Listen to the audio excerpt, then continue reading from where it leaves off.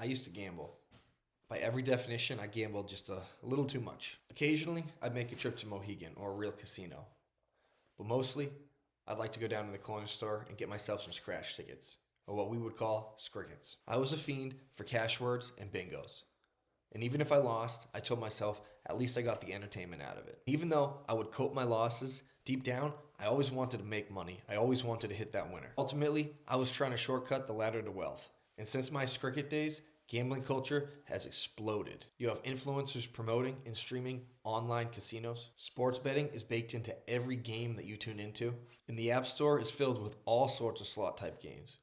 You literally have a casino in your pocket. I even saw a video of two friends making bets on if the operator for the gambling hotline was going to be male or female. Thank you for calling the Gambling Helpline. And honestly, I get it. That rush, that big hit, most of us crave it. And you might think you have it figured out. When I was deep into scratch tickets, I knew convenience store workers. I would ask, what's been hot today? What hasn't hit? I'd even tally up tickets in that big cardboard box next to the Keno stand. But when I zoomed out further enough, I came to the realization that the house always wins. And we know this. We know this going into it. But if you play long enough, that reality starts to hit you in the face. And if you're financially stable and have a little bit of money to blow, then that's a reality you can accept. But with over 60% of Americans paycheck to paycheck, chances are you can't accept that reality. So if you haven't climbed the 6-step ladder to wealth, then you're not ready to gamble yet. First, you're going to take advantage of your employer match. Then, take care of your high interest debt, the medium interest debt. Start playing with a Roth IRA, set up a life goal fund, and start exposing yourself to the stock market.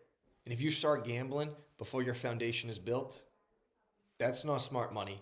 That is degen behavior. If you have climbed that ladder, maybe you could start dabbling with just a little bit of gambling. But don't go too crazy. Cap it at nothing more than 1% of your income.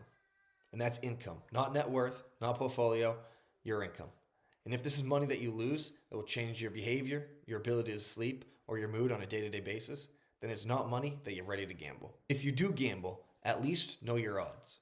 Roulette has long established probabilities. Scratch tickets have public payout structures that they need to disclose. But these online casinos, they're straight black boxes. And when you do win, there's a chance that they claim a glitch or a UI issue and never pay you out anyway. It literally is feast or famine. Oh, how much was that? Did I just hit that? Oh, wait, no. Wait, did I just hit that? I'm confused. Wait, what happened?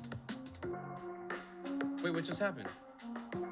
But where I really want to focus on is if you do have that itch, that urge for a high-risk investment, good, but channel it correctly. I determined my way to channel that is in high-risk investments, something like real estate, small caps, or cryptocurrency, particularly Bitcoin.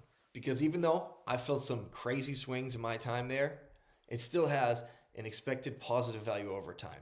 It builds me up, it builds my wealth up. But gambling has an expected negative value that just takes me down and makes me feel guilty every time I lose money. So in order for you to walk away and feel like you've gotten some value from this video, remember a couple things.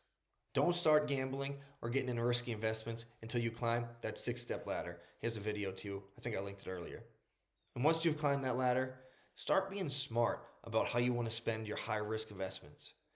There's so many options out there, and it's wicked fun to get exposed to them, but just know that this is money that you're willing to part with in the long term. And ultimately, finding these investments, finding these high-risk opportunities isn't the path to wealth and financial independence. It's just a little tool in your toolkit. What will get you there is discipline, frameworks, and sticking to the process. So climb that ladder, build yourself up, and make your high-risk moves from a position of strength instead of a place of desperation.